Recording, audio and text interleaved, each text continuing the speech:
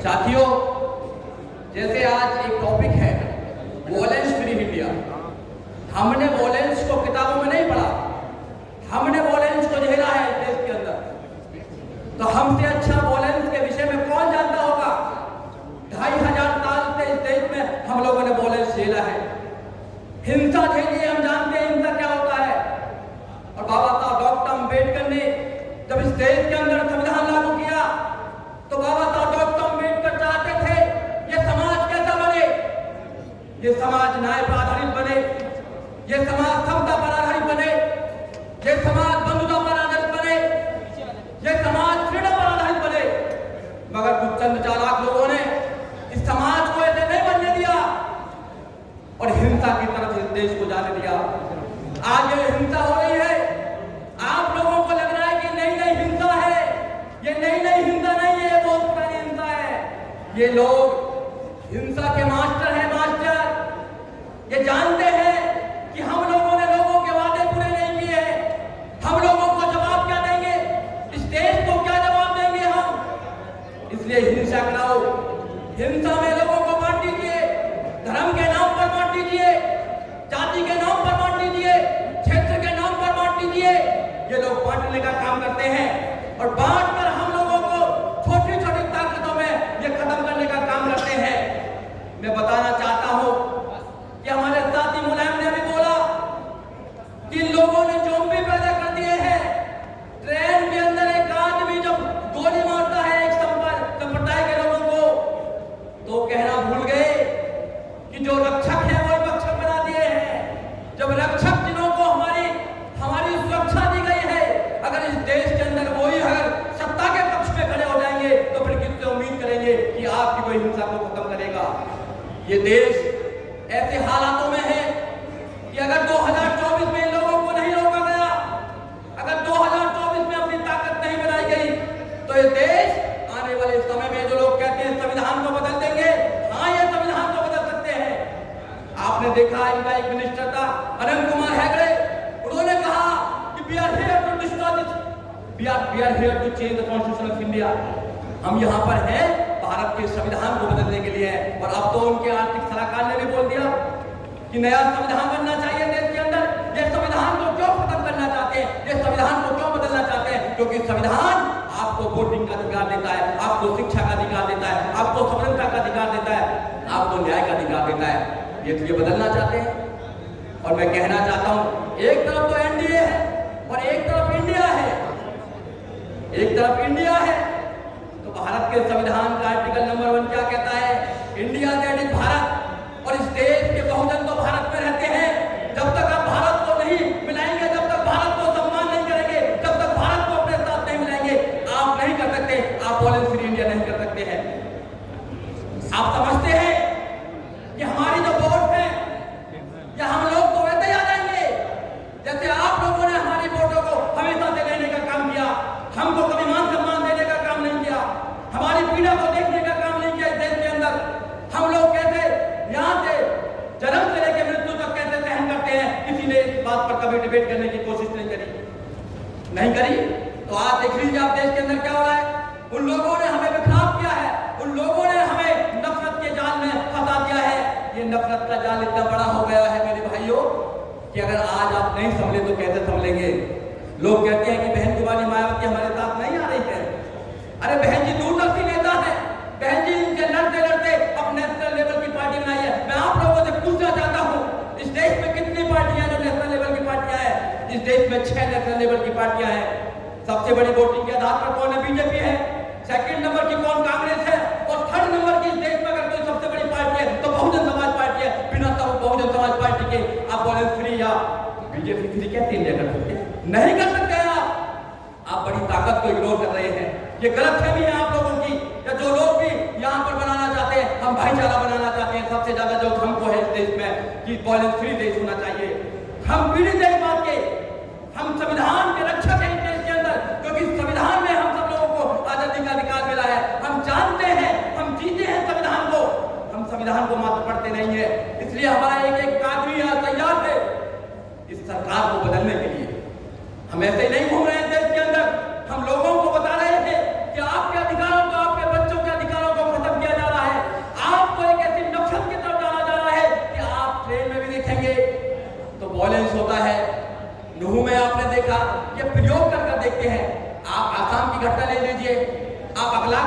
ले लीजिए, अब पहलुगां की घटना ले लीजिए, आप हाथरस की घटना ले लीजिए। जब हाथरस में एक दलित बेटी को तेल छिड़क कर रात को 2 बजे जला दिया जाता है, मुख्यमंत्री देखता रहता है और वहां की पुलिस वहां के लोगों का मुंह बंद कर देती है, तो फिर आप लोगों ने आवाज क्यों नहीं उठाई?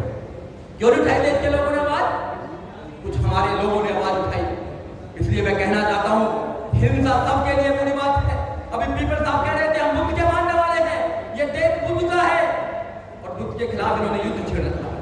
इस देश में बुद्ध के खिलाफ युद्ध छेड़ रखा है। जब ये विदेश में जाते हैं तो कहते हैं मैं बुद्ध के देश से आया हूं, मैं अम्बेडकर के देश से आया हूं, और यहाँ पर भारत के अंदर बुद्ध के लोगों के खिलाफ इन्होंने युद्ध छेड़ रखा है। ये समझना पड़ेगा आपको, ये एक पीढ़ी को गुलाम बनाने का जो षड्यंत्र है, ये दिन पे दिन आप लोगों के सारे अधिकारों को खत्म करते जा रहे हैं। और मेरे मुसलमान भाइयों, आप लोगों पर जो अत्याचार हो रहा है, अगर आप एनआरसी हो, अगर इस देश में आप लोगों पर कोई जुल्म होता है तो बहुजन समाज अपना बाबा साहब डॉक्टर अम्बेडकर का संविधान और झंडा लेकर खड़ा होता नहीं होता? तो बताइए आप लोग।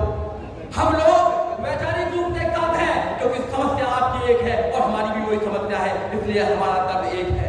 और हम लोग आपस में नहीं समझेंगे तो कौन समझेगा इस देश के अंदर हमारी समस्या को? हमें अपनी पावर खुद बनानी है, हमें अपनी पावर खुद बनानी है।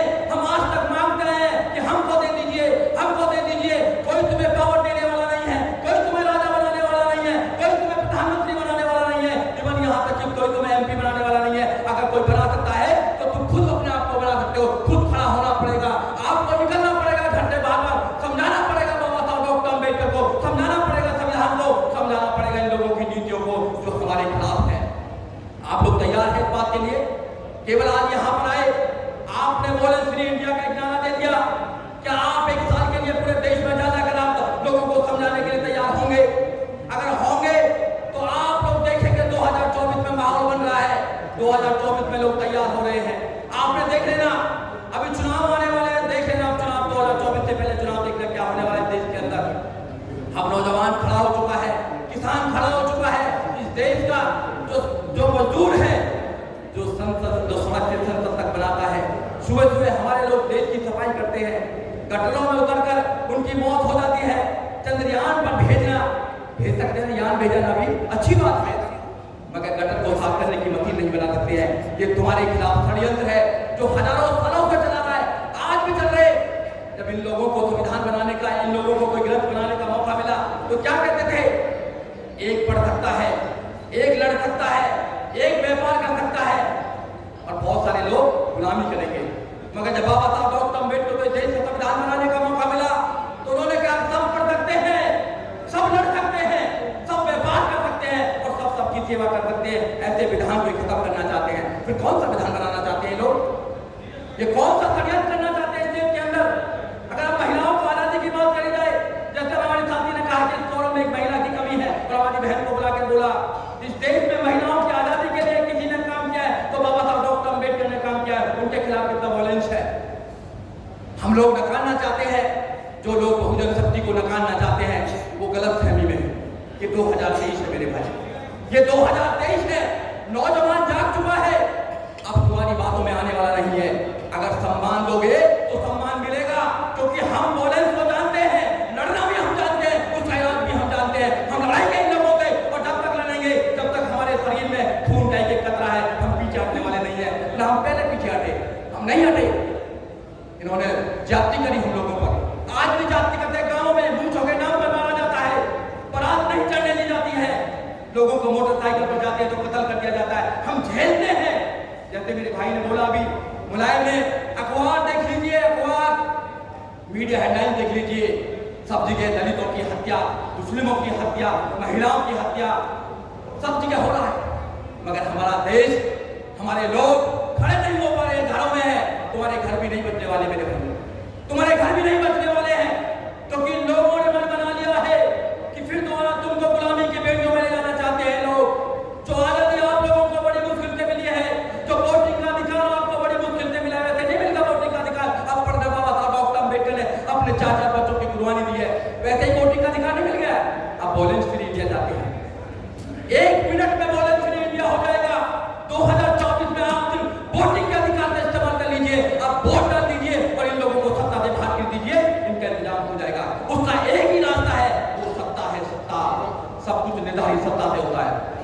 आपके बच्चों की एजुकेशन, कहाँ से रोड निकलेगा, कहाँ कौन सा डिपार्टमेंट बनेगा। देश के अंदर जो भी हो रहा है, अगर तुम कुछ भी कर रहे हो वो सत्ता पर आधारित है। जब तुम सत्ता को परिवर्तन नहीं कर सकते तो तुम क्या कर सकते हो? घर में बैठकर अखबार पढ़ते रहो, अखबार पढ़ो घर में बैठकर, न्यूज देखिए घर में बैठकर। वॉयलेंस हो रहा है, वॉयलेंस हो रहा है। इधर से कुछ लोग लफंगे आ जाते हैं, उधर से कुछ लोग आ जाते हैं और देश को एक मैसेज देना चाहते हैं। क्या मैसेज देना चाहते हैं? धर्म के नाम पर देश को बांटना चाहते हैं, धर्म के नाम पर देश को बांटना चाहते हैं। आप लोगों को समझाना पड़ेगा, ये जिम्मेदार साथियों की ये ड्यूटी है। मैं धन्यवाद देना चाहूंगा कैंपेन के लोगों को, जिन्होंने कम से कम ये सोचा कि इस देश में वॉयलेंस है, इस देश में वॉयलेंस है, फ्री होना चाहिए देश वॉयलेंस। कम से कम किसी ने सोचा। ये आप लोगों की ड्यूटी है कि आप लोग गांव-गांव जाएंगे, नौजवानों को तैयार करें, लोगों को तैयार करें इस वॉयलेंस के खिलाफ। और वॉयलेंस कौन करता है? अभी पीपल साहब ने बताया ना, वॉयलेंस कौन करता है? वॉयलेंस सरकारें कराती है, सरकारें कराती हैं। मैं लॉयर हूं, मैं जानता हूं, अगर पुलिस चाहे तो एक चप्पल भी चोरी नहीं हो सकती। अगर पुलिस चाहे तो एक चप्पल भी चोरी नहीं हो सकती है। अगर पुलिस अपराधियों के साथ मिलकर इसमें वो और ज्यादा दंड हो जाते हैं, और ज्यादा वो वॉयलेंस करते हैं, तो कौन ताकत देता है पीछे से? किसका टेलीफोन जाता है? ये देखना पड़ेगा आप लोगों को कि टेलीफोन करने वाला लोग कौन है। उसके टेलीफोन का तार काटना पड़ेगा, तार काटना पड़ेगा आपको। ये लोग वॉयलेंस को बढ़ावा देते हैं क्योंकि ये देश के लोगों के सामने आंखों में आंखें डालकर उनसे उनके सवालों का जवाब नहीं दे सकते हैं, क्योंकि इन्होंने जो देश से वादे किए थे उन वादों को ये पूरा नहीं कर पाए हैं। और देश के अंदर एक ऐसी दिशा की तरफ देश को ले जा रहे हैं जहां पर एक दूसरे से नफरत करते हैं लोग बाग। ये देश हमारा ऐसा था क्या? ये देश ऐसा है क्या? क्या इस देश में मुसलमानों का कोई भी योगदान नहीं है? आप बताएं, देश के लोग बताएं, क्या योगदान नहीं है देश में? बताइए आप लोग, आप कैसे नकार सकते हैं? आपका बाप भी नहीं बता सकता। आप एक माहौल बनाना चाहते हैं, सिर्फ आप ये लोगों को दिखाना चाहते हैं कि नहीं कोई खतरा है हमारे लिए कोई खतरा नहीं है। अगर इसके अंदर कोई खतरा है तो ये बीजेपी वाले लोग खतरे में, आरएसएस वाले लोग खतरा है इस देश के लिए, जो ऐसी रणनीति को बनाते हैं। मैं डरता नहीं हूं इनसे, मैं इनसे नहीं डरता, हमारे लोग नहीं डरते इन लोगों से, क्योंकि हम इन लोगों से 2500 से लड़ते आए हैं, हम ऐसी व्यवस्था से लड़ते आए हैं। तो आप लोगों को खड़ा होना पड़ेगा, आपको तैयार होना पड़ेगा और आपको भाईचारा बनाना पड़ेगा। जब तक आप भाईचारा नहीं बनाएंगे, जब तक बात बनने वाली नहीं है। साथियों, जुल्म के साए में मुंह खोलेगा, जुल्म के साए में मुंह खोलेगा कौन? और हम भी चुप रहेंगे तो फिर बोलेगा कौन? हम भी चुप रहेंगे तो बोलेगा कौन? ये आपके बच्चों को स्कूल से निकालकर रोड पर ये दंगा कराने के लिए ट्रेनिंग दे रहे हैं। ये समझना पड़ेगा देश के लोगों को। इस देश में IAS, PCS, doctor, engineer, professor, जज, वकील बनने की जो ट्रेनिंग देते हैं, वहां पर दूसरी ट्रेनिंग दी जा रही है।